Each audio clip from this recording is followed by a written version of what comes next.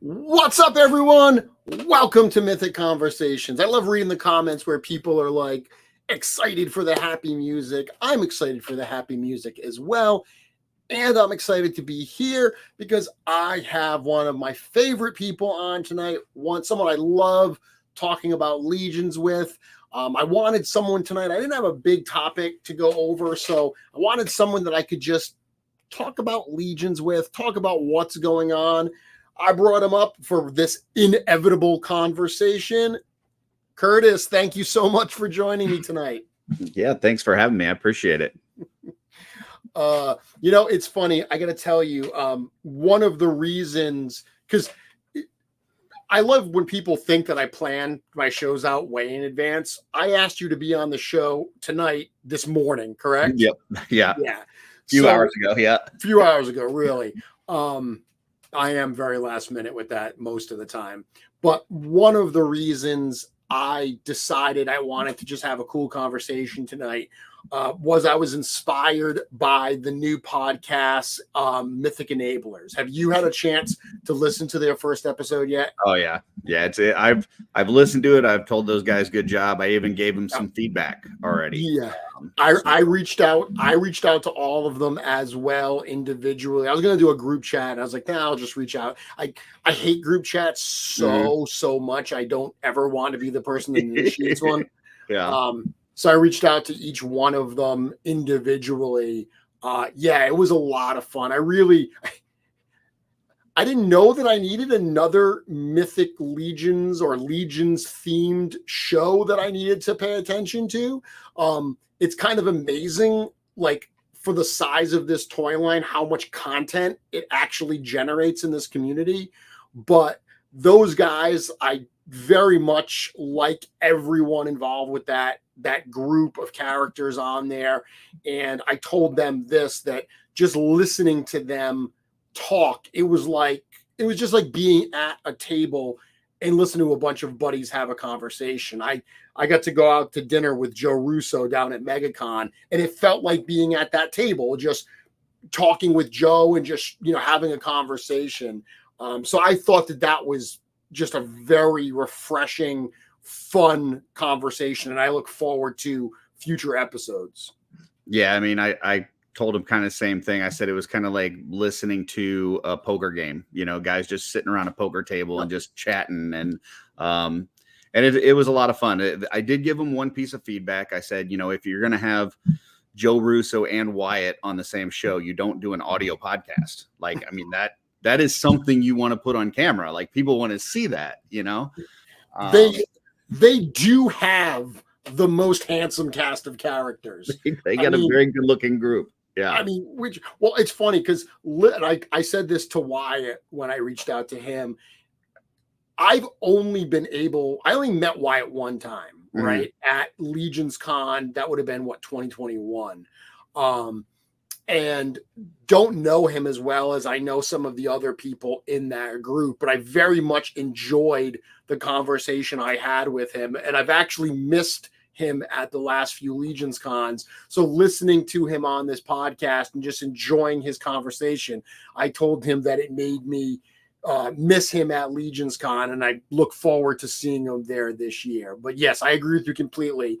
Having an audio only podcast with those two fine looking gentlemen is a waste. Yeah. Yeah. But, it's one of those things where I hear what you're saying. Like, do we need another Legion show? I think it really speaks to, this line that, I mean, if you think about it, like for a while there, it was like, okay, trying to find a time slot where there's not somebody there and that kind of thing. Sure. But like, if you tried to do that with G.I. Joe, I mean, like if you just said, I want to listen to all the podcast content that comes out for G.I. Joe this week. There's no way you could do it. You know, there's just too much of it. Yep. And I think this is getting to the point where there's just a plethora of stuff out there because people just want to hang out and talk about this stuff. Yep. And that's fine. It gives you a bunch of different options to choose from. You know, if you can't hit everything, you find the one that works for you and you go from there. But yeah, it was a very enjoyable show for certain. Well, I think too that different people have different styles and different angles. And look, when you get to a point where there is, this much content, inevitably you're going to find certain shows and certain presenters whose delivery or perspectives you tend to enjoy more than others. And there's nothing wrong with that. There's absolutely nothing wrong with that. There's also the sense, and I know you joke about this with the podcast guy with My Wife Is Going to Kill Me, because I'm one of the ones they joke about where I'm an audio only podcast listener. Yeah. And for me, it's just frankly, and I've talked to you about this, I spend so much time in this world that like on Sunday mornings, for my own health and well-being, I can't log on and watch it. Like I need some separation. I do need occasionally to step away from mythos and cosmerium to focus on, other things. Understood. Yeah. So the nice thing about, I listen to the My Wife Is Going to Kill Me podcast every single week, but I say every week, I like to build them up. So when I travel, I have a bunch to listen to. But I listen to the audio version. So with Mythic Enablers, I love the fact that it is actually audio because that works really, really well for the way that I listen to this stuff. Yeah, it's nice because now you've got, between them and Euro Legions, you've got a couple different audio ones out there. You've got some ones that you can interact with on a live basis. You've got a little bit of variety in terms of what the content is. So yeah, it's really nice. Excellent. So if you haven't checked that out, Mythic Enablers is the name of the podcast. They also have like a Facebook group they've got now. And those characters, Wyatt, Joe Russo, which we mentioned, Eric Miller, Noah Pratt, and Michael Xavier, they are going to be your hosts. It sounded like I know that's their little crew. They were all on episode 1. It sounds like they're going to have a rotating cast, which makes a lot of sense. To try to coordinate time that works for 5 people is going to be terribly difficult. So I totally imagine there'll be some episodes where different people may bounce in and out. But check that out. I was listening to it on Apple Podcasts. I know it's available a lot of different places. Definitely worth listening to. Yep. Yeah, I know they're on Spotify as well, but I listened to it on Apple as well. So Yep. So beyond that, we got a couple things to talk about tonight. I want to talk about upcoming shows. So we've got a few shows we're going to be at, including MuskeeCon that both of us are going to be at. I'd love to talk about the in-stock sale that ends this weekend. I'm curious to get your thoughts on that. Also curious to get your thoughts on Poxxus and some other stuff that you may be collecting, you may have gotten in recently. But you've got a bunch of other stuff that you've been working on. I feel like even since the last time I had you on the show, you have become inevitably a larger presence on lots of different things. I was surprised when I was on the Purple Gang show a couple weeks ago, which easily the weirdest interview I've ever done. Ever done. Like literally they asked me to be on and I sit down and I'm so used to people picking my brain about what's going on. And like the first 5 minutes of the interview was like Van talking about like moisture lotion on his like coarse elbows. And I was just there and I was like, I don't know what to make of this right now.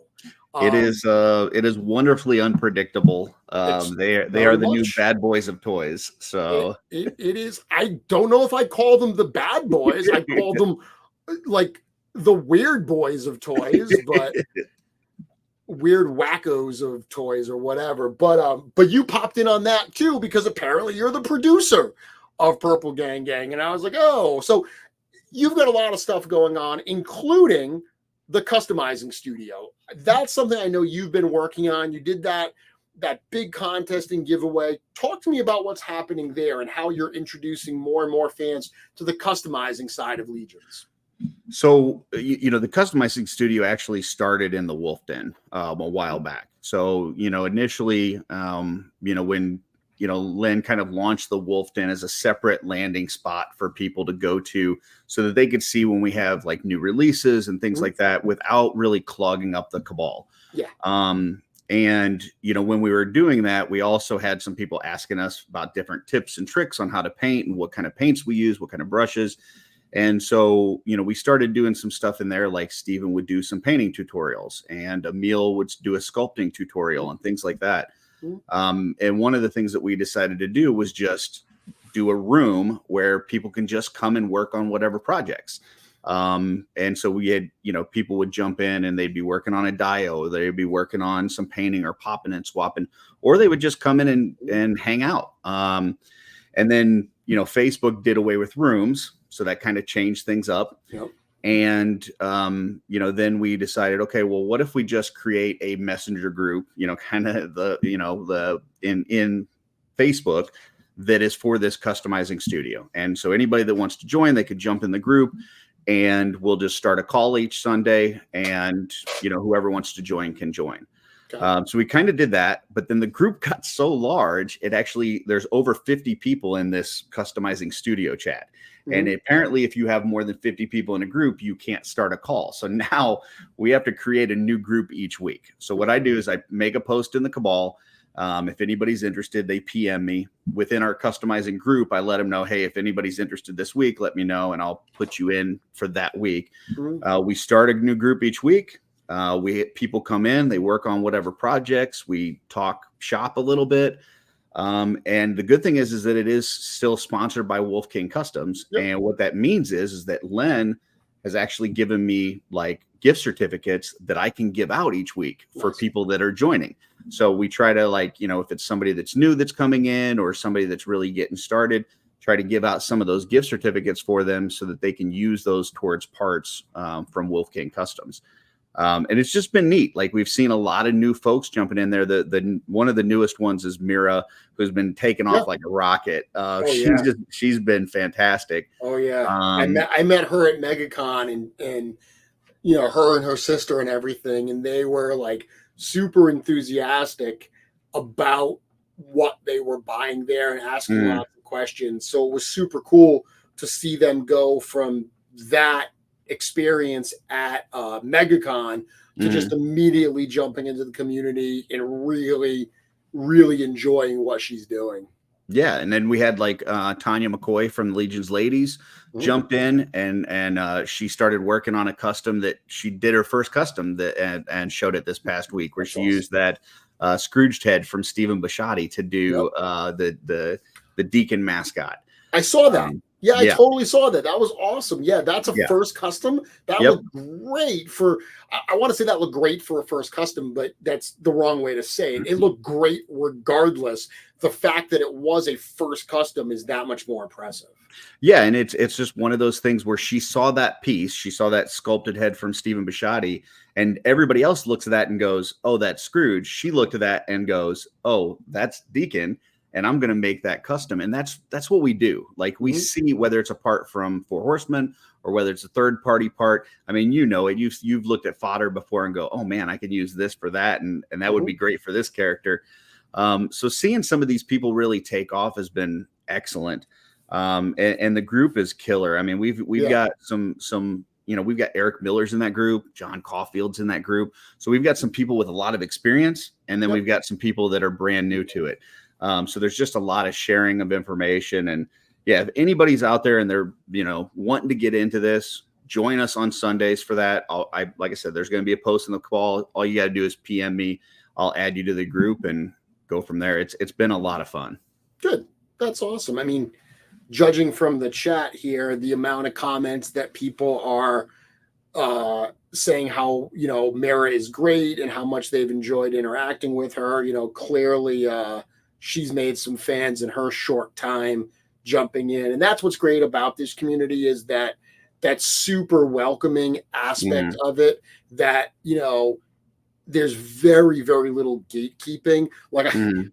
I love when I read a comment from someone new who's talking about like there shouldn't be gatekeeping. And I'm like, dude, there's so little gatekeeping in the Legions community. If Yeah. anybody is what you perceive gatekeeping, it's likely because you came in and you're just being an ass out of the gate and you're not understanding the vibe of the community. So they're kind of like, take it down a little bit, you know. Yeah, and you know, I preach this a lot with the Purple Gang as well as, you know, within our other chats, but it's really, you know, you got to put in as much, if not more, than what you're going to try to take out of this community. Yes, And absolutely. you know, it's not one of these communities that you can come in and just try to make a quick buck or try to, you know, it's not here just to benefit you. It's to benefit the group. Yeah. And so, yeah, Yeah. you know, contribute. And that could be, you know, making, you know, creative post. It could be, you know, commenting on somebody's post, liking somebody's post, whatever, giving to the community, and you're going to get it back in Yeah. spades. So, Yeah.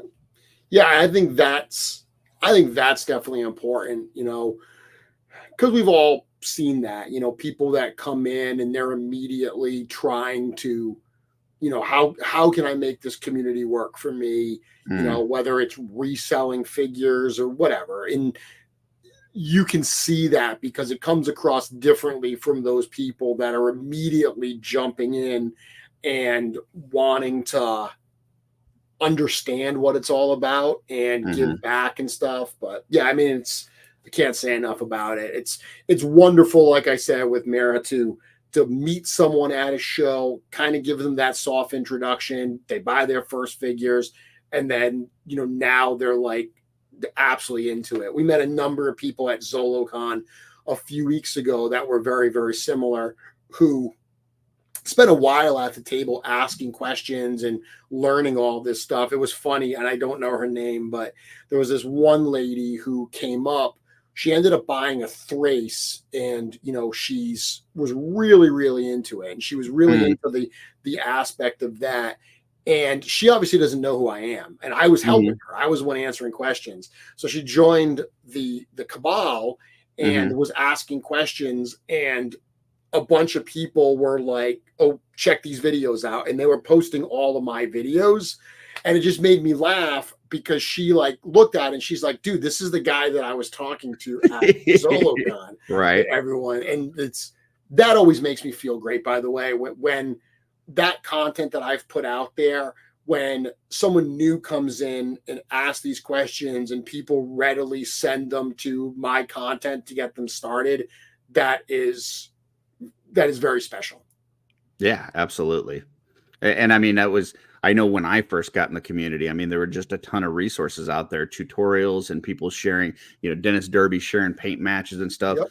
But stumbling upon your little videos that you did, because typically you were doing like the Wednesday show, but then you would sometimes do the Saturday where you do a Yep. little segment on this is how you dry brush, or this Yep. is kind of the brushes that I use, or whatever. Like those things really helped me get started. So yeah, they're really nice. I'd love to do more of them, but it's like it's so hard now, just outside of my schedule. It's Yeah. like I feel like I've covered so much of it that, Mhm. you know, I always because I never wanted to do advanced tutorials. Mhm. It's not my thing. Like I'm not gonna go out there and do like super advanced. I don't think that my skill set is like the best one. I'm not Cameron and Sherry who could give a master class on painting action figures. Right. That's not me. Um, I always enjoyed teaching to newer fans, people who are Mhm. just getting into it, to bring them, to give them that confidence to start and give them some basic skills. Because what you realize, and I'm sure you would agree, is the basic skills will take you pretty darn far. Oh, Like you yeah. can do a ton with just that basic understanding. I always liked those type of videos and that type of conversation. But I feel like I've covered it all. So Mhm. it's so hard that when I think about, oh, maybe I'm going to do a video on this, I'll look in my playlist and I'm like, oh, I actually did one of those already. Yeah. So that's one of Well, the and main and reasons and the why I other have. thing is, yeah, the other thing is that like your plate has gotten exponentially more full. Going full time with the studio and working on the book and working on bios and all this kind of stuff. It's been nice to see some of these other folks in the cabal kind of pick up that baton and run with it, to where you're seeing some of these folks that, 2 years ago, they were the new person, they were the student, and now they're becoming the teacher. And those things it's just been fun to watch over the last few years. For sure. All right. So let's talk about the in-stock sale. So I've been listening to a number of people talk about the in-stock sale, and especially people like Dorklair. Mm-hmm. Someone, when he comes out, Bill's been around for a long time. He's been part of this community, an important part of this community. So when he comes out and he's like, listen, people, this is a moment in time.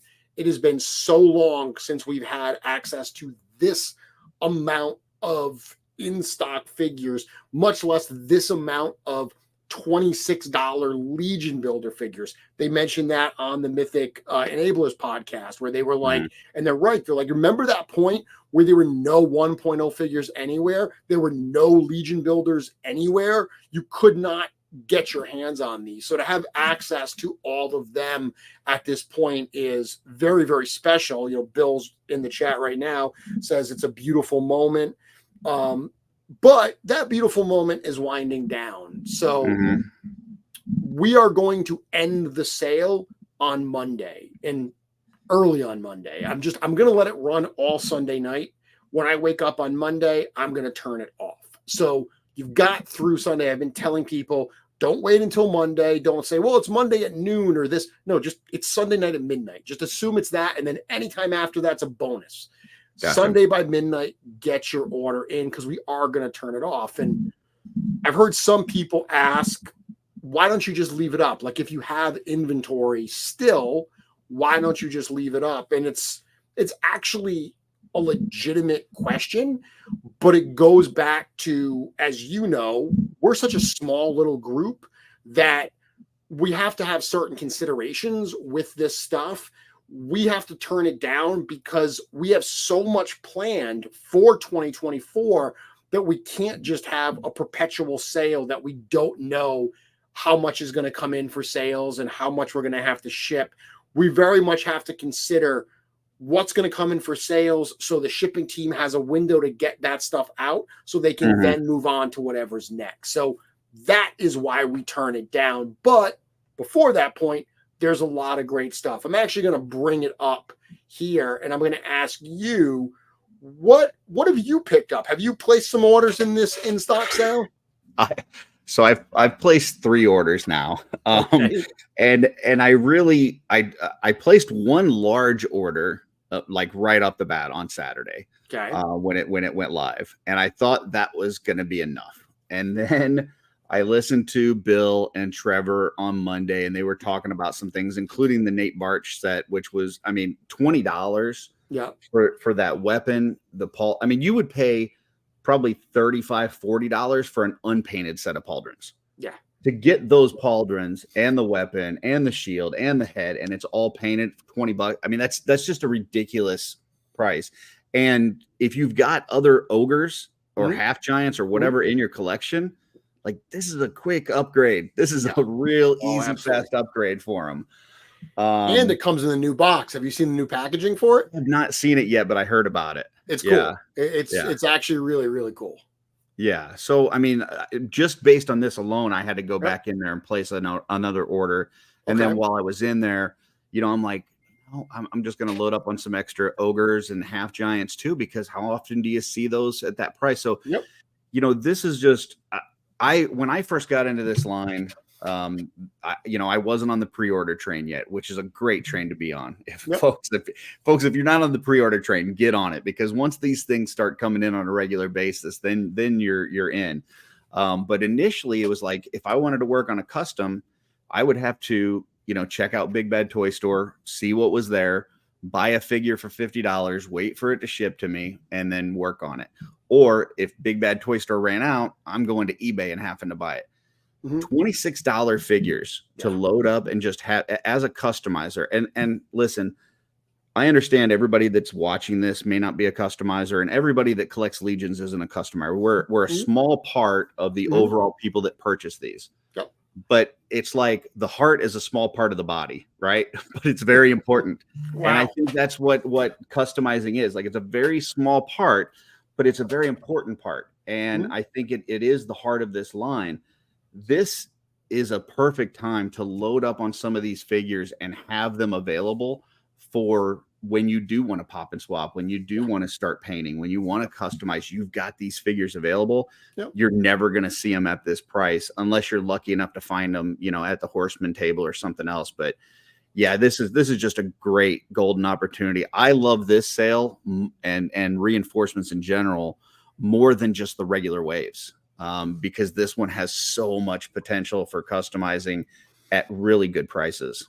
Yeah, and I mean the variety that's available in this, when you look at the Deluxe Legion builders being a part of this and the variety that wave had, and then you look at reinforcements too and the variety that adds as well. I mean, you've got multiple knights, and I mean the Relic Guards and the Dark Templars, they work great together. They just look wonderful side by side.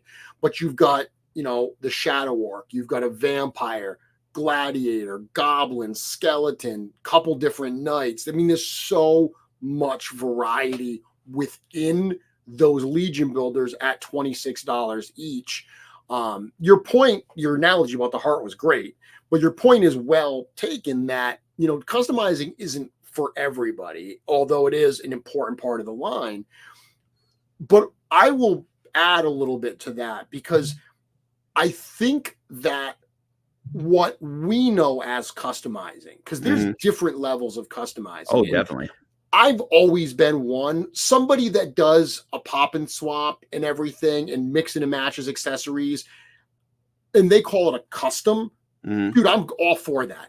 I don't care. If there's not a lick of paint, there's no custom printed pieces, all that stuff, call it a custom all you want. I've always argued that there's no room in this part of the hobby to, you know, talk down to someone that does that. Okay, yes, taking a head and just popping it from one figure onto another and calling it a custom, that may be a little bit of a stretch. But if you're having fun, I don't care what you call it. Have fun. Right. That's what these are about. So that level of customizing, where you're buying 3D parts and you're custom painting everything and you're ripping figures apart, all that stuff, that is, you know, one level of the hobby.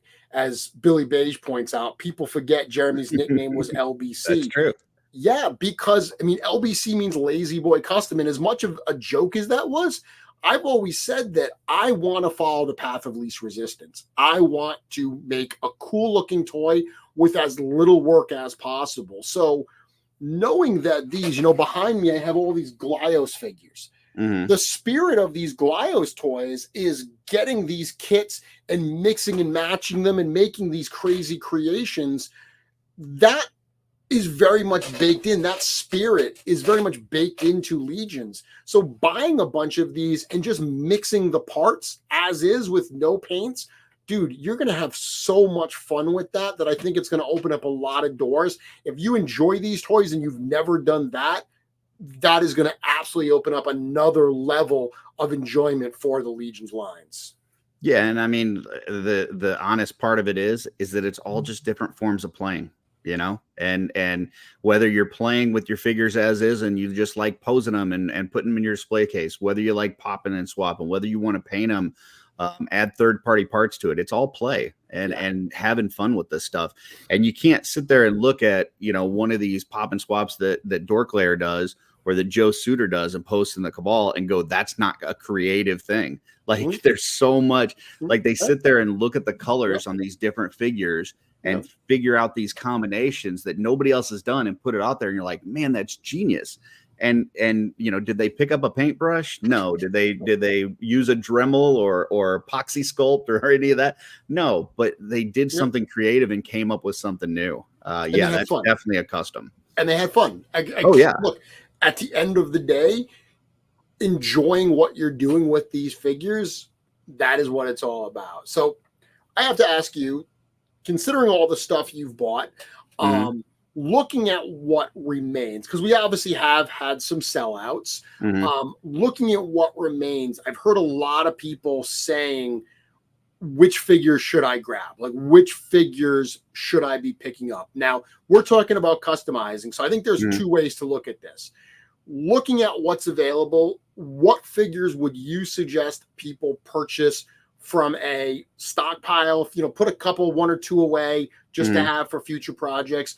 Or what figures here outside of customizing, just out of the box? Because sometimes I think people imagine that all we're concerned about is the component pieces. Yeah. You and I both love the figures themselves. We've got the regular figures on display too. So that's the other aspect. Which figures that are available, if you don't have, would you suggest you got to get one of these? Because just out of the box, it is a stunning figure. Well, as far as out of the box, I would say the two Templars really jump out at me, especially that Relic one, because I really like the armor color on the Relic one a lot better. It's just a really nice one. And the Templars just have a really good shelf presence about them. And it's one that you can easily army build out. So that would be one for me. The Walter, like, listen, I'm not a skeleton guy. They're not my thing. The skeleton Walter is cool, but that cosmic Walter, dude, that thing is killer. The orange and the black and red color scheme is just absolutely perfect. And you can pop whatever head you want in there. You want to make it a human space marine, boom, it's a human space marine. It's just so cool. This is one that, like I said, if you don't have one, you definitely should have one of these. This is one. And, my bias on this figure aside, because I put it together. And I think my shirt on tonight. I'm sorry. Oh, there you go. Yeah. I think that this checks off two boxes for me, because I think that out of the box, this is a really fun figure to play with. I also think this is a great figure for customizing. Yeah. That orange color, it's so distinct. It's so much fun. I think that this one, grab one or two of these. I think that either whether you leave it as is, grab two of them, leave one as is, and have one for fodder that you can mix and match with some other stuff. Yeah, I mean, the Cosmic line is, I feel like when Treadaway went into the Cosmic line, he just blew up the details. Like, there's so many details on these sculpts, and specifically the one, I love the tusk, especially that Sentry body, whether it's the Sentry, whether it's Operative 83, whether it's the Red Jet, whether it's this one, the new one, the Fisher Price one. I don't care. Give me as many as you can. But there's just a ton of details on this. And to your point, it does have also has the black joints, which is really great. Like you and I know, we don't want to paint joints if we don't have to. So yeah, there's still, as cool as this looks, there's still a lot of details on here that you could touch up and make it look completely different without even changing that the orange color scheme. So. This one's fun too. I think this is the first of the Tusk builds that's dirty. Like, obviously the first three Tusk we got were the Legion builders. So they have, by design, a minimal amount of paint.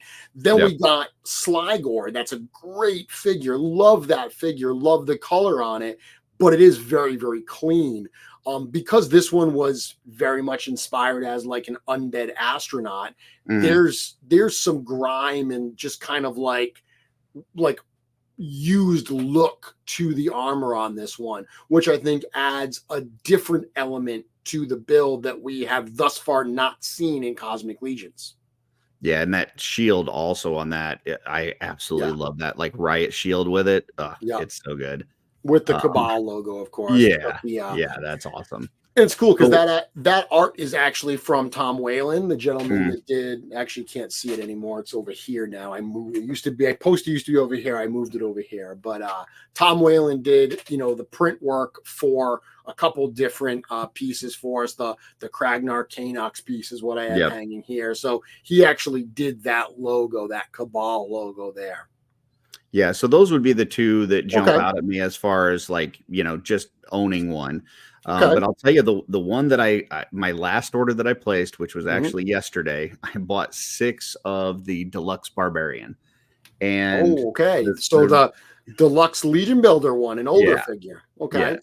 And the reason I did this is because as I was playing with some parts yet last weekend, and I was putting a custom together, and I was like, man, I don't have a lot of the spiky lower legs and arms, Oh, like the okay. gauntlets. Yep. And I really like that the riveted torso, the one that's Yep. kind of the Thick Magnus one. torso. Yep.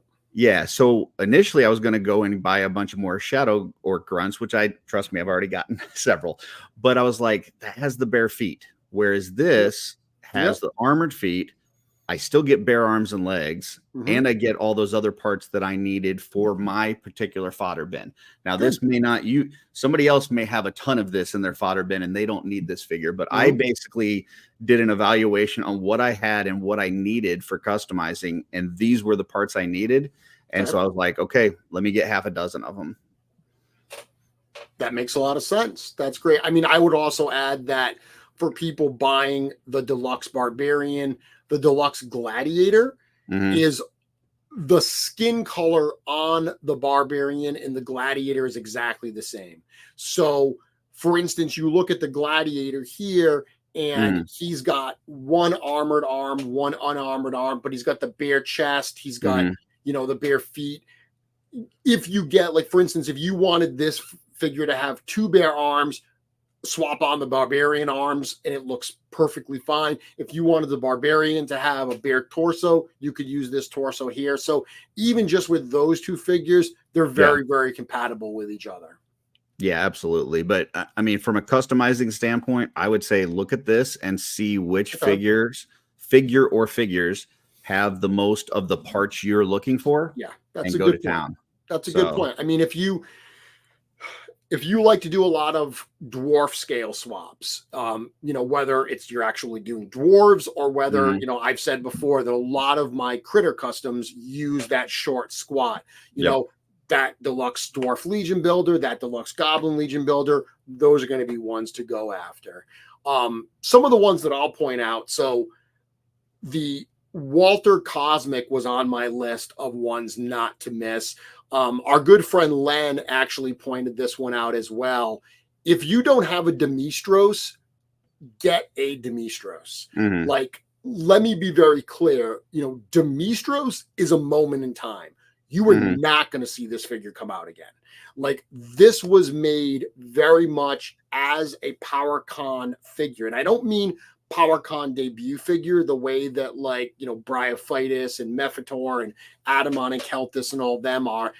This is separate from the Mythic Legions line, to the point that people were like surprised that it's not branded Mythic Legions. And Yeah. I've mentioned before that was very intentional.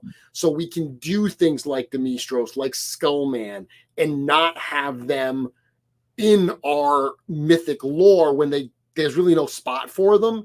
That allows us just to put out cool toys. So the Mistros is a character that for $37, the build on this character, he's got those spiky arms and legs and Mhm. everything you were talking about. He's got that, the thick torso, but he's also got that Aerothere like loin piece that's only Yep. come on Aerothere.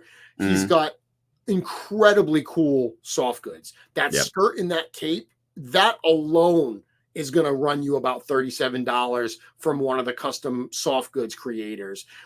Plus two great weapons. You get the dark spear, you get that buster sword and that flail, and that super cool head. This is another one that I would say, Curtis, that you can pop almost any head on that body and it's Mhm. going to look great. You're going to have this cool evil warlord vibe. Yeah, and I actually like. I know there was a lot of hype around the PowerCon version of this, Mhm. where it had the translucent head. I prefer this head. I Oh, think yeah, for this sure. bone head looks so good on Yeah. that. And I wouldn't. I know when what is it? Who's the one that came out, the demon with this head? Belphegor. Belphegor. When Belphegor first came out, I know there were some people that kind of painted up that head to make it look like a skull, but it just looks so good. Like Yep. it really looks good in that paint scheme. So yeah, I like this actually. Sometimes you feel like, oh well, I didn't get the exclusive version, so I missed out. I like this look a whole lot better. Yeah, and it's funny, no matter which parts you include as a show version, people are always like, that should have been the standard one. Yeah. The translucent green, those are super fun as like a powered up type version. But to me, those are the perfect types of items to have as a show exclusive type piece, because they're more gimmicky type stuff, you know. Like same thing with the Walter shirt, like, you know, a little Cabal t-shirt, as fun as that is, it's gimmicky. It's perfect to have as a show piece that's not critically essential to the character. I see Vasapolo says that this head is a must on the Tuberculi. I can see absolutely. Yeah. I don't have that photo handy, but we had posted that on the Four Horsemen Instagram page months and months ago. We had put this particular head on the Tuberculi, and it looks really, really cool. I bet. So I would absolutely say, if you don't have a Demistros, grab a Demistros. You know, we've talked a little bit about the builders. I mentioned the builders last week as well. A couple others I'll point out is Varg and Desabolis. So those are figures that they're great figures by themselves. What is online right now represents the final stock. So this is the Alithia Wave. The Alithia Wave came out a couple years ago at this point. You know, it's sold out. Most places are sold out of that. And what you're going to find, we're at this point, Curtis, that I think a lot of people that are, you know, coming into the line now, they are almost spoiled by the availability of Legions across the retailers. And that's a great thing. Okay. We don't want the stuff not to be available at all. We make toys so people can play with these toys and enjoy these things. So we want there to be some level of availability. But we all remember those days where stuff sold out really fast and it was nearly impossible to find after the fact. Can I jump in real quick? Yeah, because the one that strikes that for me, if you scroll to the very top, is that Brontus. Yep, like, he's another one. Listen, he's very limited now. Like I spent quite a bit of money to get a Brontus before there was an All-Stars Brontus. And last I heard, there weren't a lot of these available still. You know, the Stone Troll sold out quick. The Ice Troll's gone. This is it. If you don't have a troll at all, get this. If you don't have a Brontus, get this. If you just need an extra troll for the next year or two down the road, get this. But yeah, that would be the one that I'm like, man, how is that still available? I'm very shocked by that. I'll point out too, while I would never say that we're not going to do any more trolls, what I will say is, having put out 4 different trolls, technically 8 if you count the All-Stars, you know, there's a lot of other scales and a lot of other types of characters that we want to explore. I don't know that we're going to see a ton more trolls. So, and if we do see more trolls down the road, it's going to probably be a little bit. So if you don't have a troll in your collection, Brontus is certainly a great one to start with. And you're right, those other trolls have sold out.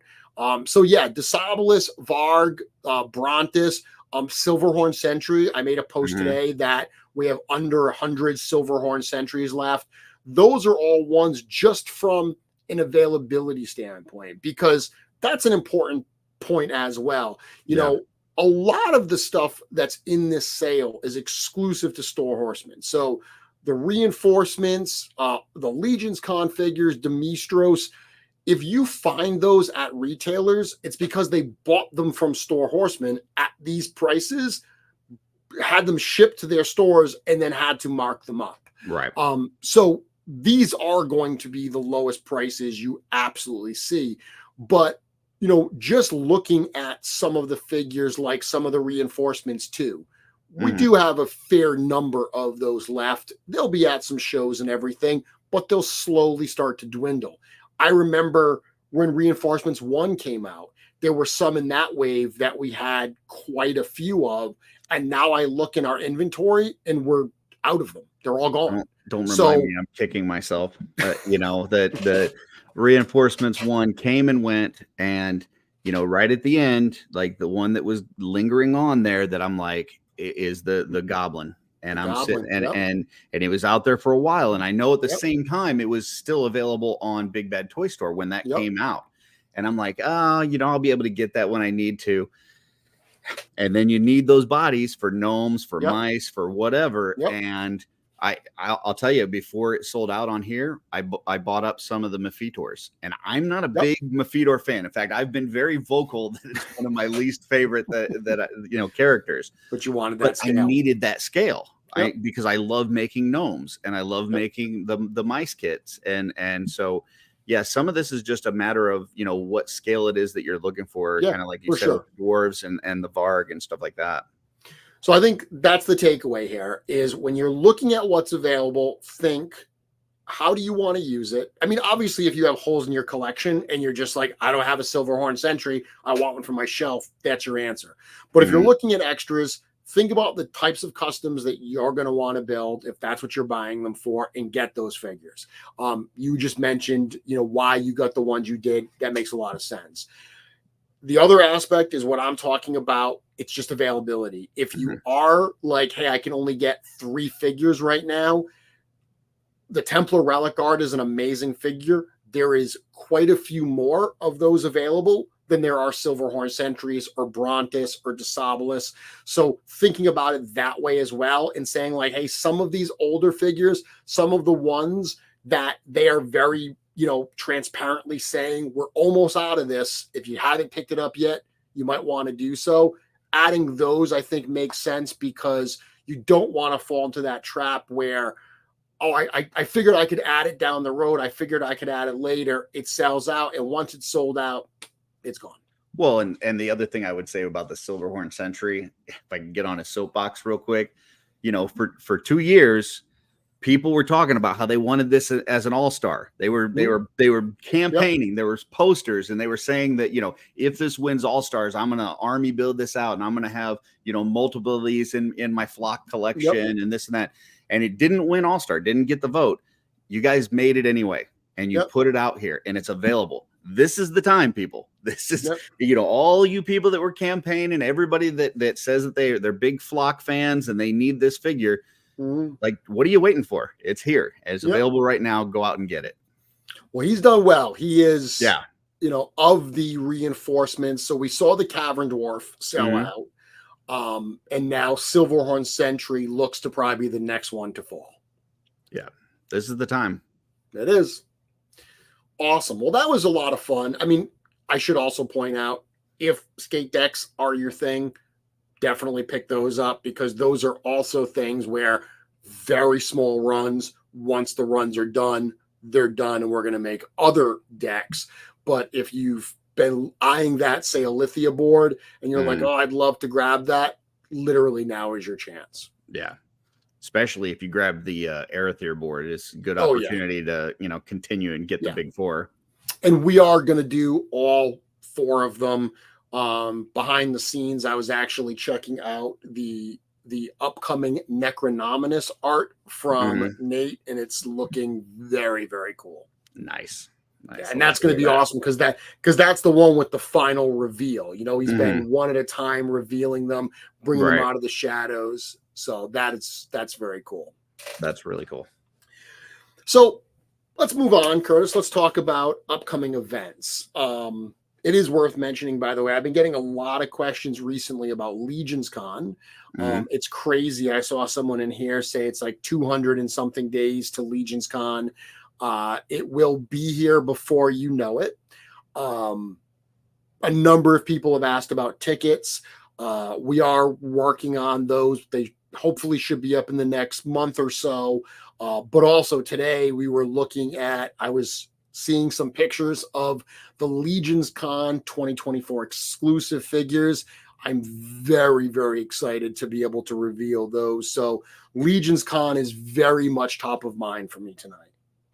Yeah, the big thing that I've heard people asking about, and I'm sure the announcement's coming soon, is intern. And I know, folks want to make airline, flight plans. They want to make hotel plans and all that kind of stuff.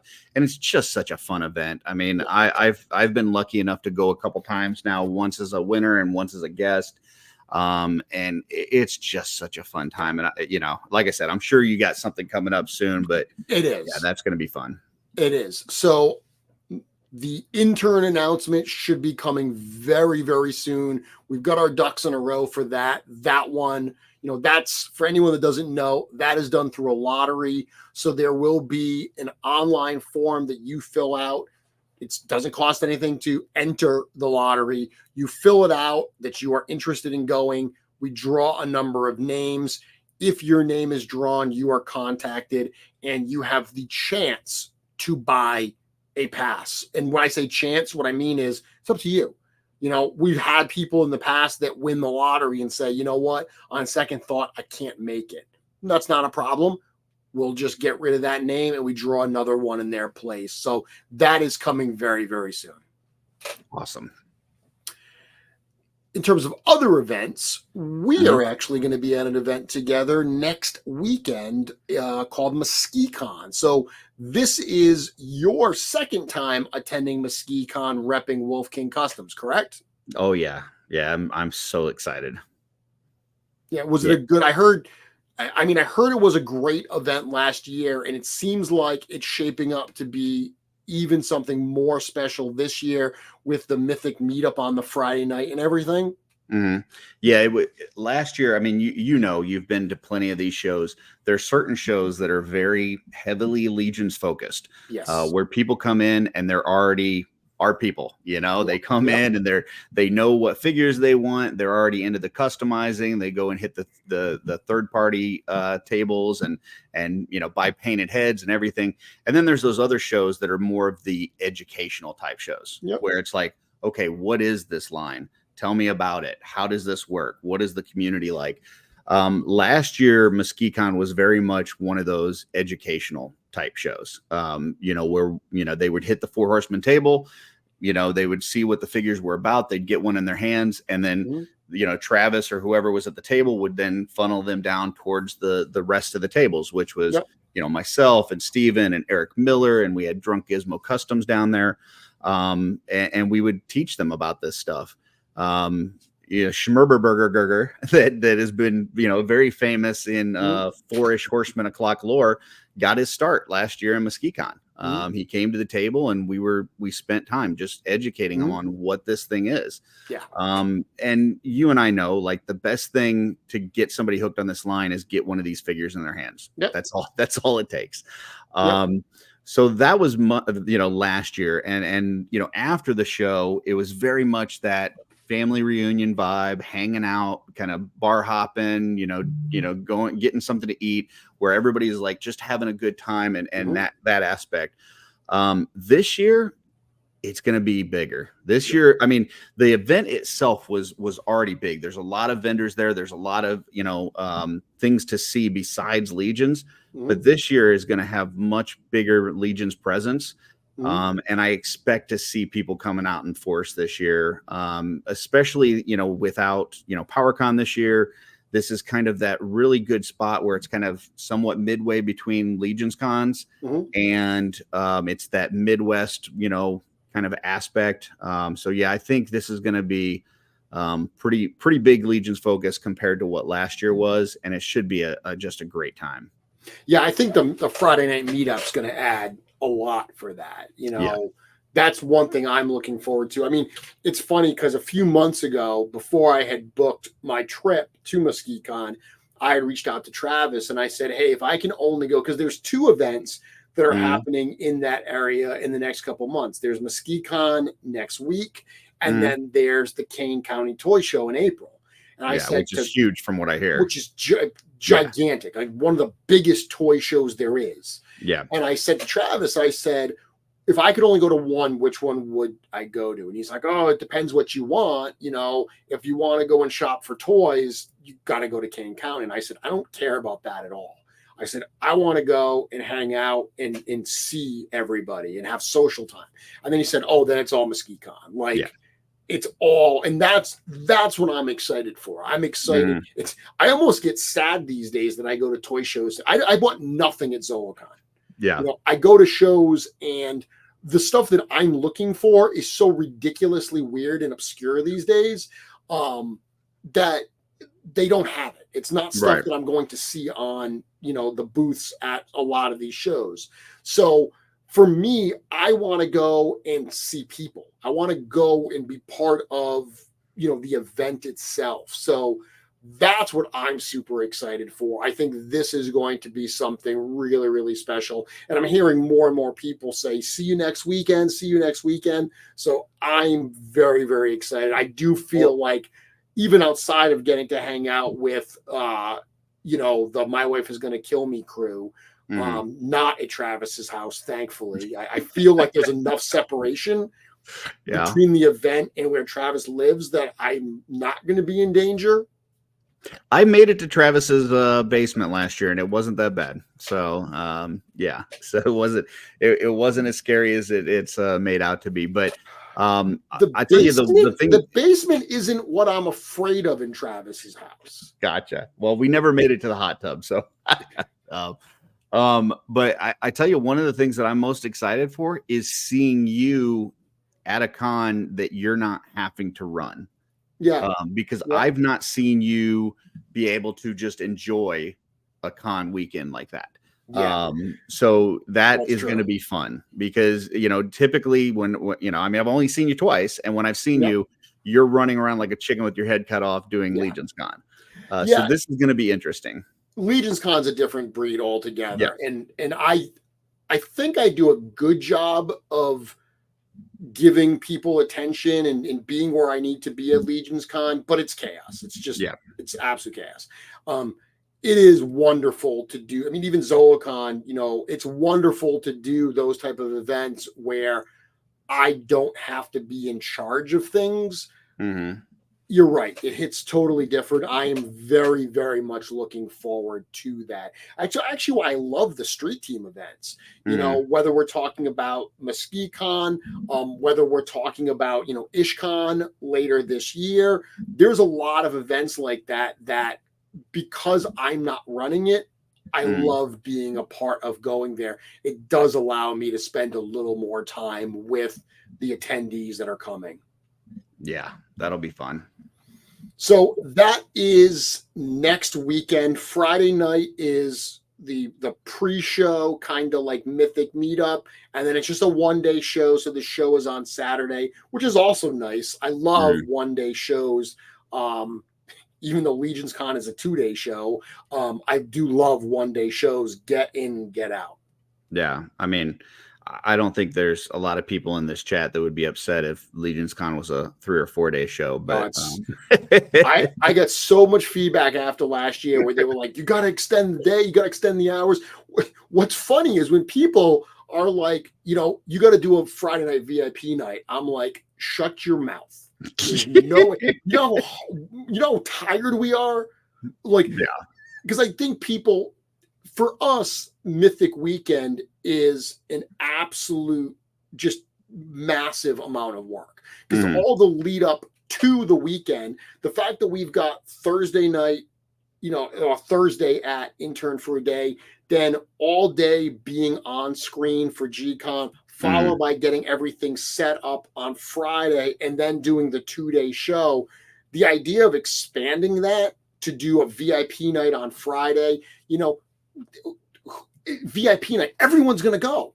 Like everyone would do VIP. It would just literally be taking all the people that are there for the weekend and having them, because they're all there Friday night anyway. They're just all hanging out in the lobby partying. So we are going to look into expanding the hours a little bit. There's going to be some other things that are different.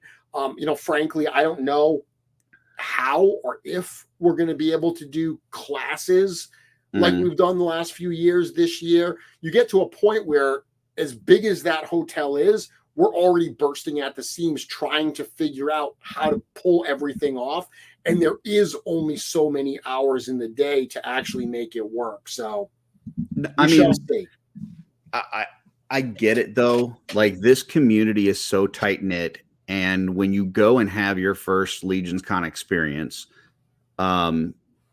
it's such a great warm vibe there that you don't want to wait 12 months to get that same feeling again. So I get that. But luckily you guys have been getting out and you're going to a lot of shows. Yeah. And so, if you're on the East Coast, maybe hit up IshCon, in August. If you're in the Midwest, hit up MesquiCon, Sure. next Absolutely. weekend. I tell you, for me, going from Legions Con last year from 22 to 23, breaking that up with MesquiCon gave me enough of hanging out with my friends and having that vibe that allowed me to get to November without having some sort of mental breakdown. So yeah, it's not one of those things where it's 12 months and 2 days. There's other opportunities within that 12 months. Find, wherever that's going on in your area and go to one of those shows during the year and break it up. Or, if maybe you can't make it to a show, see what other collectors are in your area that maybe you can get together your own little Mythic meetup for, because I get that connection to people is important, and it's just hard because that week is just such a whirlwind, and then it's over and you're like, man, it's over, so I get it. But yeah. Joe Vassapolo is saying, give them a hint, a tiny one. I don't know what hint you want me to give them, Joe. So some of the reasons why, we can't do exactly what we did last year is, we are moving some stuff around. We've got some stuffs planned with Four Horsemen Studios that I really think people are going to be excited for. Like, it's going to be, they're going to have to plan their Legions Con weekend around some of this stuff. So interesting. Okay. It's going to be cool. So again, we've got a lot of logistics to do. I would honestly hate to get rid of classes, because honestly, Curtis, the class that I did this past year with David Williams was one of my favorite memories from Legions Con. Oh, yeah. Just hanging out with David, and it was so funny that we did so little prep work for that painting session. And it was one of those things where I realized as we're getting started to present, where I'm like, okay, we're going to present a topic together, and I don't actually know if we agree on some of the things I want to say, like some of our approach. Right. And I ran some of the stuff by him, and it's exactly what, we were both on the same page. I was like, well, I approach it like this, with the painting, and then he's like, I do the exact same thing. So I really enjoyed the synergy we had there.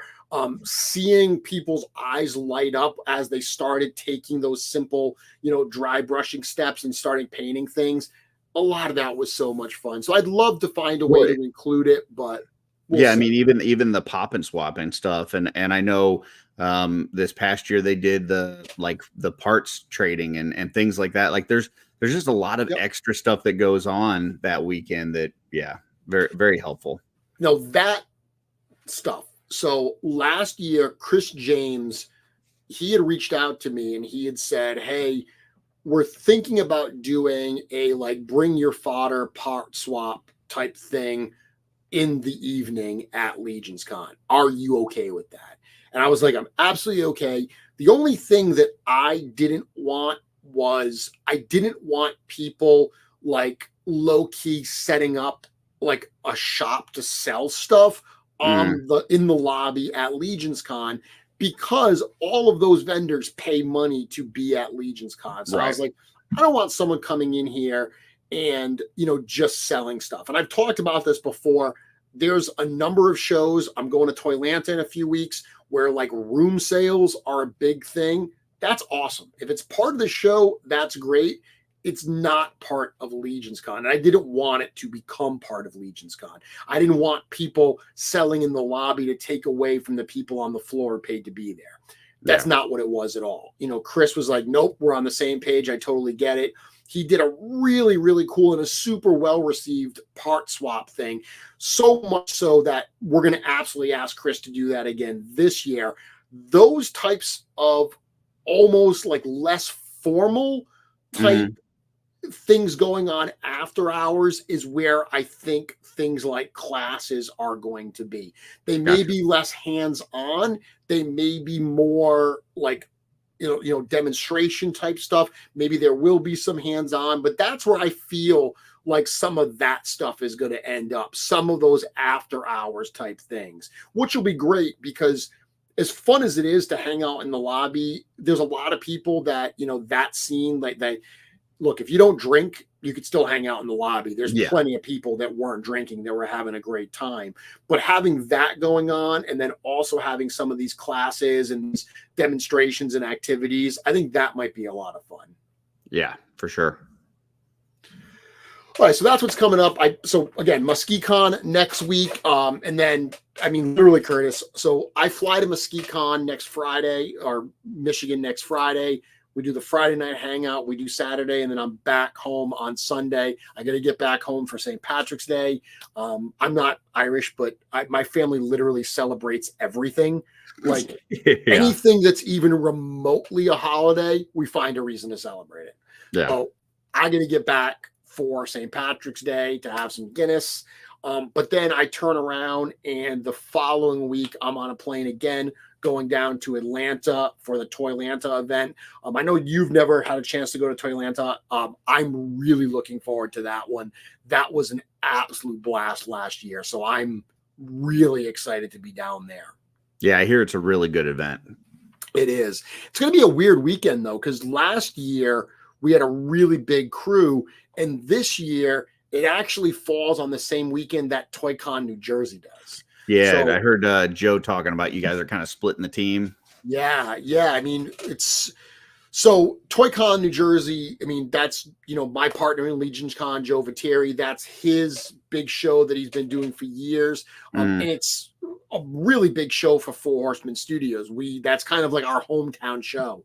Right. So we are splitting the team. So going down to Georgia, it's going to be myself, Jim, George, and Joe Vassapolo. We're going to go down. We're going to do Georgia. So a little bit smaller crew than last year, while the rest of the studio, they'll be up in New Jersey doing the ToyCon New Jersey event. Awesome. It's just so great that you guys are getting out and making yourselves available to, people all over. So that's awesome. A lot of fun, dude. It's so much fun.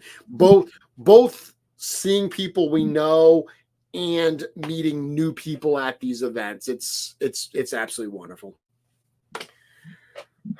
That's what's happening for events. Let's change the topic again. Let's talk about Poxxus. So Poxxus, they announced today on the afternoon show, all of the Poxxus orders are now out of the building. So every pre-order from Store Horseman, those have now all shipped. The final ones, I think, were picked up either yesterday or today. So anyone that doesn't have their tracking yet, the tracking updates once the carriers scan their labels and everything, they are on the way. Additionally, retailers, the final two figures, the Brutes, Calazar, and Tharnog, the street date for those, as well as Liej and Blue Hagnon, that was today. So all that stuff is shipping. It's crazy, Curtis, between Poxxus Wave, the Skullman figure, that debuted at ZoloCon, this in-stock sale that's going to be starting to ship now, Liej and Blue Hagnon. When it rains, it pours. And you got the new retailer wave that you guys announced. The new retailer wave is available for pre-order right now. Right. We can talk about that in a minute. I'd love to get your reaction on those. But just stuff actually arriving in hand. Yeah. It's crazy. It's insane how much stuff is actually hitting right now. Yeah, it's awesome. I must have upset Chris or Diego or somebody because I'm pretty sure my order was the absolute last one to go out. So well, no, they mentioned today that Dennis Derby was the final label they printed. Gotcha. Okay, so I'm just I'm hoping that it gets here before MuskeCon because I wanted to bring some figures up for Jesse. So hopefully it makes it here before next Thursday. But yeah, that's good to hear that they're all on the way. So you've gotten some Poxxus figures already. Give me some first impressions. What really jumped out at you? The thing that jumped out at me most was how stupid I was. And this is just like, And you know, part of it is sometimes you guys are a victim of your own success, you know, because from the time that you solicited Poxxus till the time that it gets in hand, you know, we saw Necronominus, we saw Rising Suns, we saw the all-star wave that had the extra knights and skeleton parts in it and stuff. And there's just so much new stuff that, like, when Poxxus was getting ready to ship, I was like, I don't really care about Poxxus. Like when it gets here, whatever. If there's delays, there's delays. Like this is just not, I just didn't feel like it was that great of a wave overall. Now, obviously I know everything that you guys do is amazing, but just compared to the other stuff I've seen in Necronominus and Rising Suns and everything else, it was like, I just wasn't super excited for Poxxus. And then I got him in hand and I realized how stupid I am, because it's one of those that it's not really about all the new tooling. It's not like the paint jobs alone are just so spectacular. Like, I understand you guys have some very talented people at the studio that do the paint masters for these things. The ability of the factory to recreate those paint jobs and put those out blows me away. Like, they are so incredible. Good. Arakagor is one that I was like, I think I'll like it, but I'm not super looking forward to it. Absolutely amazing. Oh yeah. The Calazer, the Djinn, like I 100% did not think that was going to go on my display. I ordered the all in, and I'm like, when that comes, I'll take a look at it and I'll probably use it as trade bait or whatever, because I just don't need this in my collection. And I looked at it through the package. I opened it up and I'm like, this thing is phenomenal. Like, it is Figura Obscura level good, which is something I heard Dorklayer say. And I absolutely agree. It could totally have been put out by itself as a Figura Obscura. And I would have been like, okay, yes, this totally fits. It is, as far as like just the paint job and the accessories that come with it and the metal earrings, I'm like, that is next level awesome. So I said last week on the show, it's very much like just an Eric Treadaway design from head to toe. And I mean, they're all Eric Treadaway designs from head to toe, but that's one that you could see he just pushed every single inch of that figure, the level of detail and attention that went into it, with very little worry about reuse. That is one of those figures that I love, the figures that are incredibly flexible in how they could be used and reused. But there's something to appreciate when a figure comes out and you're like Slog. A figure comes out and you're like, I don't know what else they're going to do with this, but this figure by itself is just so incredibly unique and special. And see, I have a problem with that. Like normally when I see something that's that unique, I would say it's like, okay, I like it as a collector. I like it, and I'll get one and I'll put one in my collection. Like as a Hazar, I'm like, I like this. It's great. It's amazing looking. But as a customizer, I'm like, what am I going to do with that? Like, it's so unique that my wheels don't spin sometimes.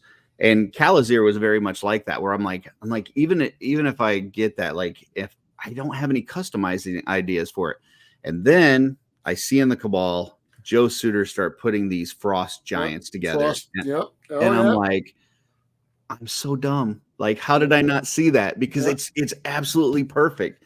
Oh, it looks so good. Because you saw the blue skin and you're like, oh, it's a genie. I get it. Right. And you didn't say, well, wait a minute. It's a brute scale. It's a little bit bigger. It's got some extra oomph to it. And it's got blue skin. What else could I have blue skin that I can do with it? But you're right. The minute that he started making those Frost characters with it, it's like, oh yeah, that totally opens up new doors to how to use that thing. Yeah. And it sometimes you get those ideas. Sometimes that creativity like sparks in your brain and like, oh, I know immediately what I can do with that. That was one that didn't hit me. And then once I saw it, I was like, that's such a genius idea. Like, I just love it. So good. Yeah. Good. So I've been impressed. The one of the figures that I haven't been able to open yet, because I got my all in, but I had to trade. I had owed somebody some figures from a trade that I haven't gotten that I really am looking forward to is Poxxus. And I specifically didn't even look at it. Like, in my all in, I pulled it out and I like blindly put it in the box that I had to ship away because I didn't even want to like tease myself with what I don't get to open yet. So in my order that's coming with my extra figures, I've got a couple more Poxxus coming. I can't wait to open up that one because he does look phenomenal. So yeah. And this is one I will tell people as well.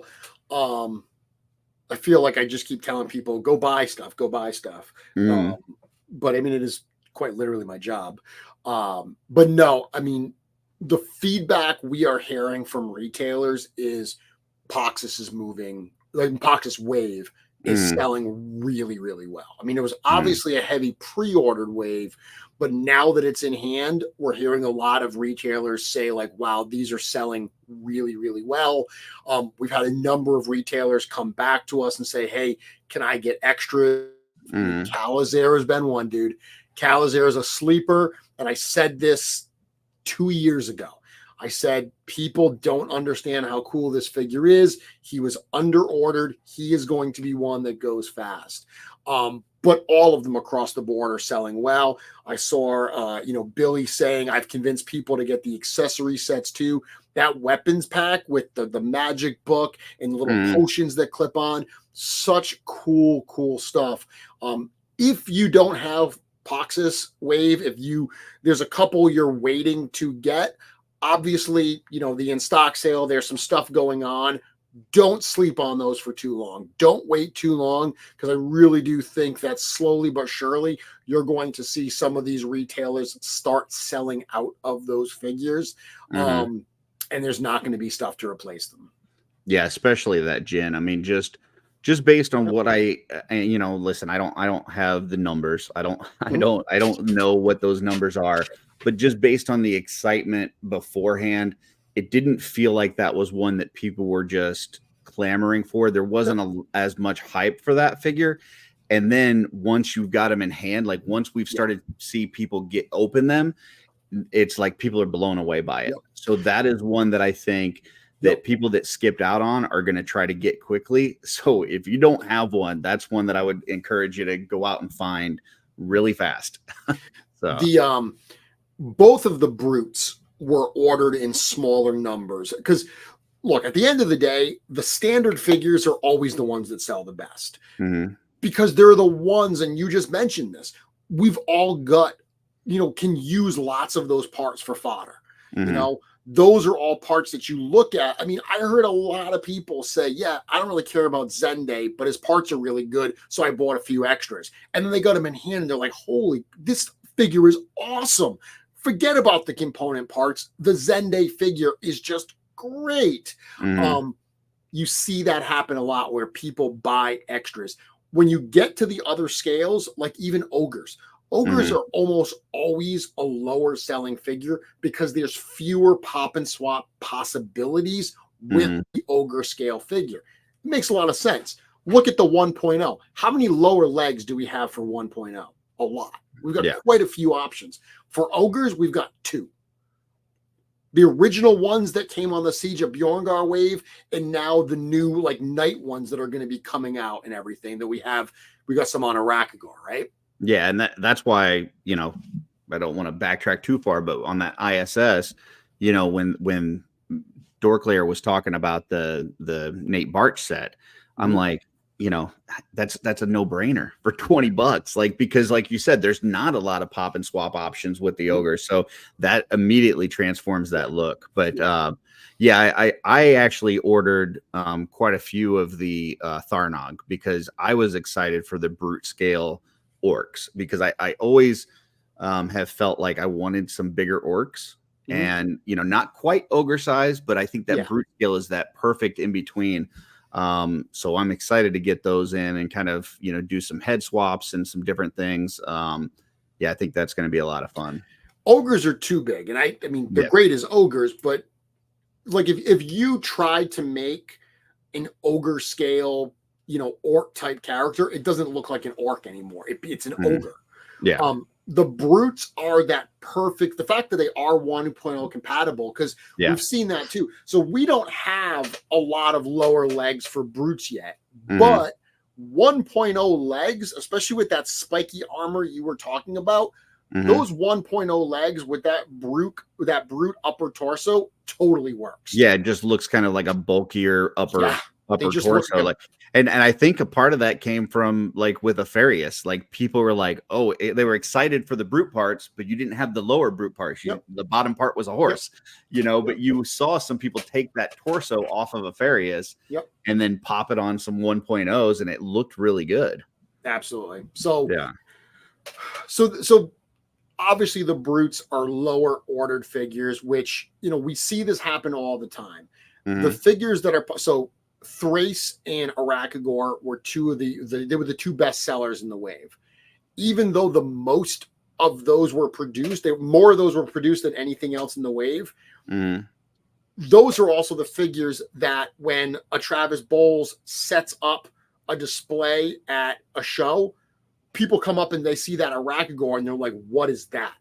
Yeah. And so even though there's more of them in the world, they're also the ones that are going to probably appeal to people who don't know what this stuff is. Yeah, they're a showstopper. Exactly. Yeah. The flip side is the ones that are the least produced are the ones that all the people that didn't order them that suddenly say, well, now I have to get those to fill the holes in the collection because there's fewer produced. Those go fast. So the highest sellers and the lowest sellers tend to be the ones that ironically sell out first. Yeah, I could totally see that. And I'm excited to see the females getting the love that they are, because I know like Ziri was very popular in Cosmic. Thrace is very popular.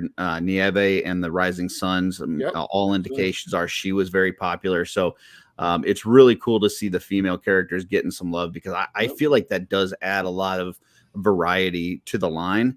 Absolutely. And I love the backstories of the female characters in the line too, because they're not just like throwaway characters that are just there to be there. Like they play an important part, and I absolutely love that.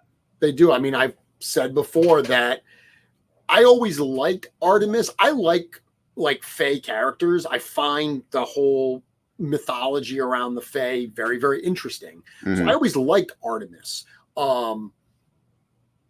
Writing her as a character, like writing that book, makes me like her even more. Like she is a incredibly cool character that has an incredibly important role to play. The fact that she also happens to be a female is an afterthought. She's an important part of the story. And that is really the way that we approach all of that stuff.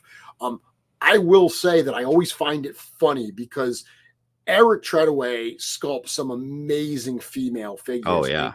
He would be the first one to tell you he has the hardest time with female characters.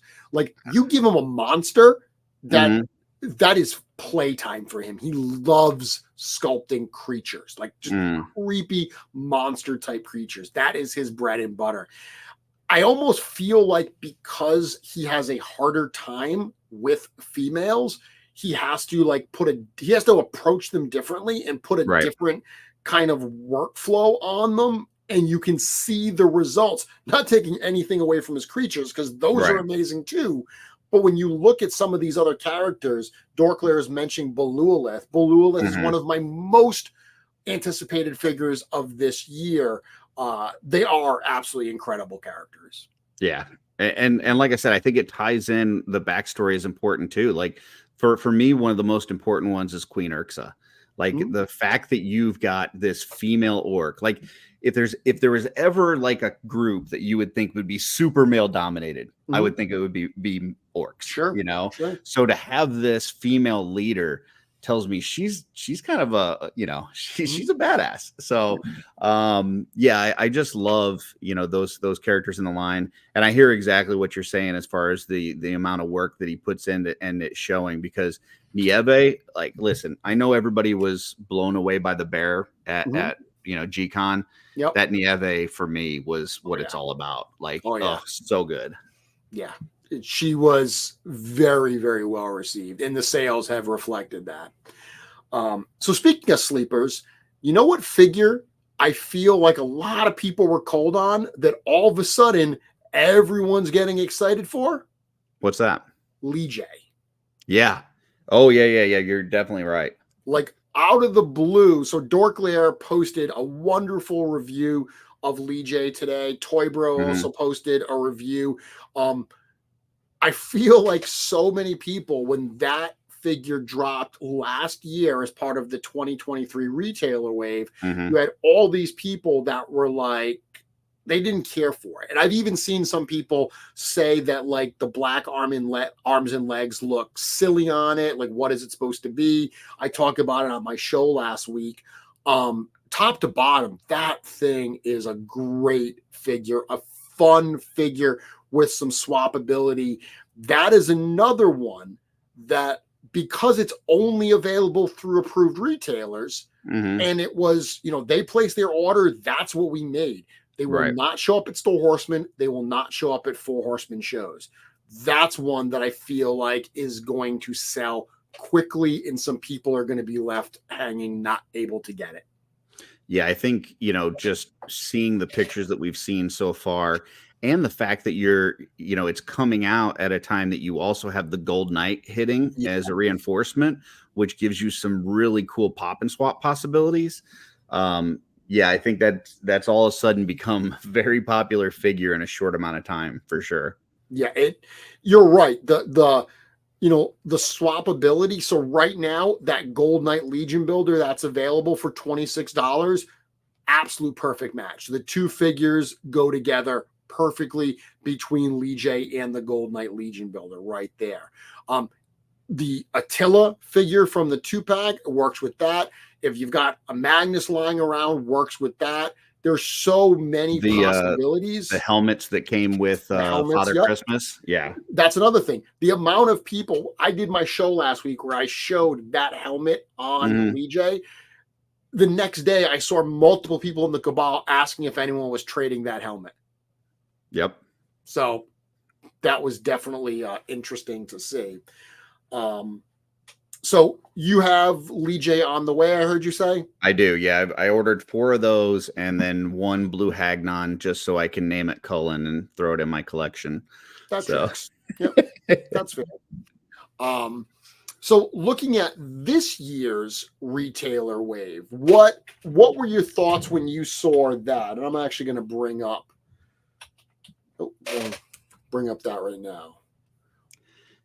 I mean, obviously the repaints on the Figura Obscura is something that we've come to expect a bit. Yep. So those weren't super surprising. I will say that the one that I was most impressed with those was the Marley. Okay. I really love the way that looks. I think that color scheme is just fantastic. I love the different blues mixed in there. I feel it makes him look very ghostly. And for some reason, I like it better than with the translucent parts. Sure. The Monkey King's cool. It's not super different, but I also, I listened to your show about, the keeping the armor, why it has to be. And so I get that. The Red Death, the black soft goods look fantastic on that. And the body underneath looks really cool too. So I think that's got some good swappability and different things. But yeah, out of the 3 Figura Obscura ones, the Marley is the one that hit me the most. Well, I think, the Figura Obscura, you've gotten all of the originals. Yeah. So, I really do think that the way you approach those Figura repaints is different if you have the original versus if you don't. Because if you don't have the original, if you missed out, having that second chance is going to hit totally differently than if you've already got one in your collection. So I think that is very, very important.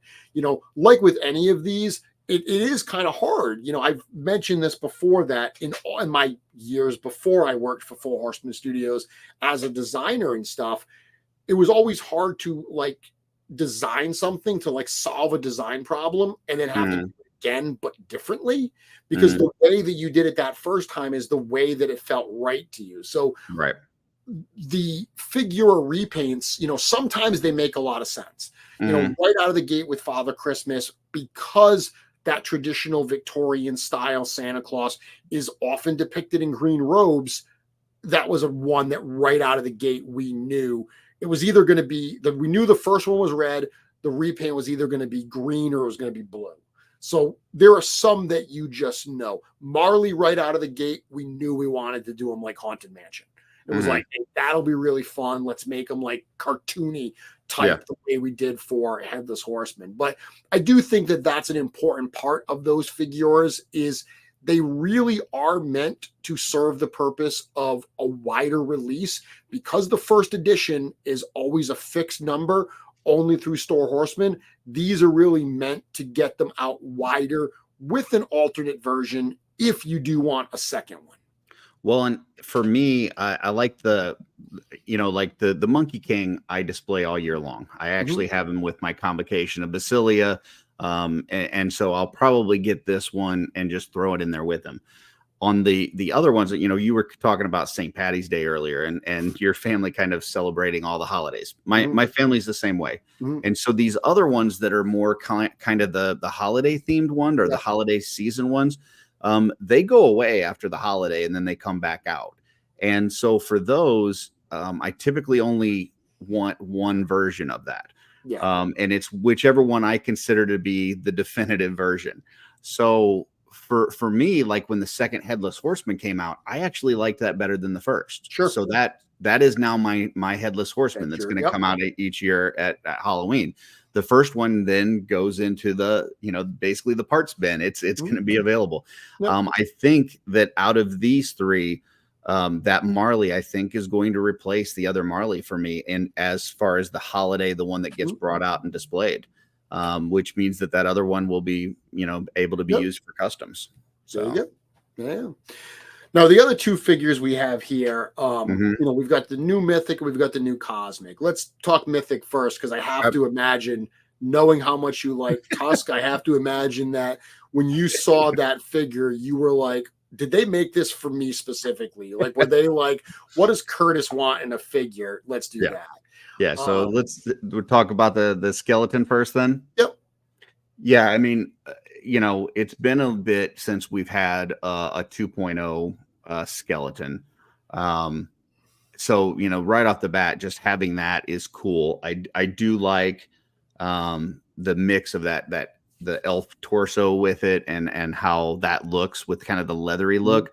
And then the soft goods look fantastic on there. Like anytime that we can get fur with these things, it's not a lot of figures in the line that have fur with them, but anytime that we get the fur, I'm like super excited. So I'm not a big skeleton guy. I'm not the biggest skeleton guy in the world. That is true. And mostly because the ones that we saw in Necronominus are so good that it makes me kind of put off a little bit on the older skeleton parts. But I do think this one has a lot of potential. Yeah. And I forget where I heard it today, but I heard someone say that, it was in the Cabal. I just can't remember who said it, but they pointed out that, one of the great things about a fandom like this and a line like this is that there's so much room for different opinions. That someone's least favorite figure is somebody else's most favorite figure. Yeah. And, I've seen those type of reactions to this particular figure where there's some people that are like, yeah, it's kind of lackluster based on the other stuff we've seen. Look, this is very much an Advent of Decay figure. Like this figure, all the parts are from Advent of Decay. Even the brand new head was sculpted during Advent of Decay. So the simple fact that it looks like a figure that we would have debuted in 2017 does mean that compared to the new stuff we're putting out, it looks a little dated. However, I've heard other people absolutely thrilled at getting another 2.0 skeleton. The fact that it's been so long since we've had one and that they do want to build out these skeleton armies and having a skeleton that's smaller and, just different parts, not 1.0 parts, that really excites them. So I do love that mentality that there is, no matter what gets put out, there's an audience for it. There's, something for everybody. If it's not exactly what you are looking for, that's okay. I love when I hear people say, yeah, it's not really my cup of tea. I'm only going to buy 2 or 3. It's like when we're putting out toys that people are saying like, yeah, I don't really care for it. I'm only going to buy 3. Like we're doing something right. Yeah, for sure. I mean, it's one of those where I know I've heard some people with the 1.0 skeletons, they'll say that they don't like the proportions of the bones, that it's unrealistic and this and that, which, you know, we get into a whole discussion of what did bones look like in Mythos versus on Earth and, you know, whatever. But yeah, I could definitely see that where this would be, you know, somebody's jam. And, you know, I think there's opportunity for that, you know, whether you're a dwarf person or an orc person or humans or skeletons, whatever, there's something in this for everybody. But just, you know, from a customizing perspective, I like the armor that comes with this. And I like the soft goods, the fur piece a lot. Yeah. Okay. Fair enough. What about the Shadow Circle? So when this dropped, this was the final one that we dropped. What was your impressions of this character? Am I correct in assuming that you were excited for this? I mean, I think it's the best. Just like if you're a pop and swapper, I think this is the best pop and swap figure that you guys have ever put out. The fact that it's got the cloth arms and legs and the armored arms and legs, that right there alone makes this an amazing figure. Then, you know, you talk about the tribute type aspect of it. You know, I'm not one that had this character as a kid, but I've seen several people that have that immediately recognized it. That's a cool aspect. You've got 4 different heads with this. You've got 2 different neck pieces. You know, the paint scheme on it's amazing. Listen, I you know, I'm a Tusk guy.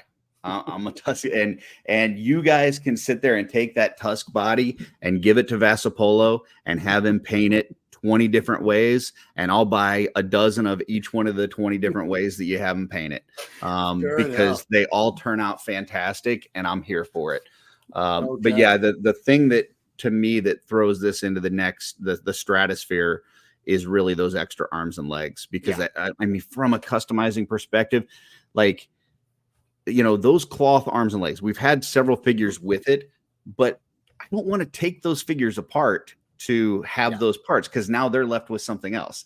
The fact that I can make this an armored Tusk and then still have those cloth arms and legs for another figure, it's like, oh man, that is such fan service, in my opinion.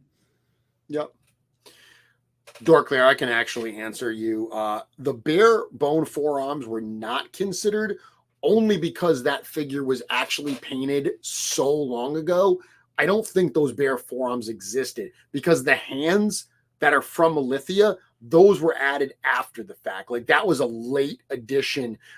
Originally, that figure only had the new head, and then the addition of the other 2 in the hands was a more recent thing we added. We've had that kind of on the back burner for a while, trying to find a home for it. And it just it was going to be part of the Necronominus wave, and it just ended up getting bumped. So it was never really considered, because when we did it, it didn't even have those parts. So I love what you're saying about this. You know, one thing that I was super excited for when we looked at the build was the fact that the Tusk arms and legs, and I'll show it here again. The fact that the purple color that's in this build is actually not part of the lower arms and lower legs. They're part of the upper arms and upper legs. Really gives it a unique look, because when you have this build, which is the named character Figura Rice, you don't even see that purple. But then when you do the other build where you put the Tusk armor on, it adds that new color, which really does change up the look. Additionally, that chest plate, swapping out that chest plate, which the one that you see here was an addition that Joe had suggested, that really changes up the look as well. I love the heads. I love, that 6-eyed alien head is my favorite of the alien heads. So I was excited to get that along with the Tusk. But I agree with you. This particular build, I think pound for pound, this is such a value for what you get in this actual figure. Yeah, I mean, to me, this is the OG barbarian builder. That what that did for pop and swap and customizing, I think this is for Cosmic. I will tell you that we have something coming that I think is even more of a cosmic pop and swap party than this thing is. Wow, that's awesome. There you go, Joe. What do you There, think about that? there you go. Yep. And you know, I like the fact that you guys did use the repainted you know, Attila head in there. Yeah. And listen, I know there's folks out there that they don't want humans in cosmic and this and that, but you know, just like you were saying earlier, the great thing about this line is there's something for everybody. Yeah. So if you want this to have more of a robotic head, you've got one. You want it to have an alien type head, you've got one. You want it to have a humanoid head, you've got one. There's something for everybody, and I do love the variety. And listen, you know, I've got to, once again, I'm not privy to numbers, but and maybe this is just because I'm a Tusk guy, but the fact that you've had, you know, the Sentry, the Operative 83, the Red Jet, the Waltor figure, this one tells me that people probably like this body. Oh, yeah. So Space Marines must be something that people are excited for or wanting to make in order for you guys to sell enough of these that you want to keep using this body style. And so I'm here for it. And this is the ultimate builder for me. Well, you know, one of the things I love about the Tusk is, you know, so growing up, I was a big G.I. Joe fan, right? I loved the original Real American Hero, and I loved the mission characters. Like, you know, I loved Snow Job and Frostbite and all the Snow Serpent, all the Arctic characters. I loved the water characters. I loved characters that very clearly had a specific purpose. The Tusk armor allows us to do that because in the storyline, you know, the Tusk, they are this like giant corporate entity, basically. They're actually supposed to be an alliance of a lot of different independent companies that have basically banded together under this one umbrella for additional protection and, I don't know, control.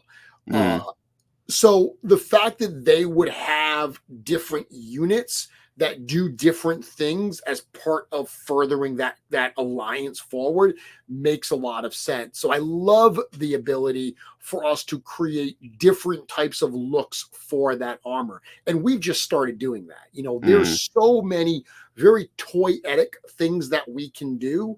Look, I just mentioned all the Arctic characters. You put someone in white and give it some fur and make it an Arctic trooper, I'm all over it. It's cheesy. I love that stuff. That stuff makes me, you give it some bright greens, you make it a toxic, you know, type soldier. That stuff is fun to me. The Tusk armor is versatile enough that it works for all of those type of things. Yeah. You want to do a cherry Corvette red and make him a pilot? Yep. Yeah, absolutely. And that one's the one I'm looking forward to probably more than anything. Those red jets, man. Yeah. They're so cool looking. So good. Yeah. And you know, that's one of the things that's like, so somebody said in here, this figure has so me excited for the future of cosmics. You know, one of the things that I think is worth mentioning with Cosmic Legions is we've got the first two waves out right now, right? The first two waves were almost designed in a vacuum because you had to design that stuff before anybody had any of these figures in hand. We could get reactions, we could see what people were enjoying, and we could learn, you know, what is working and what we may need to rethink a little bit. Right.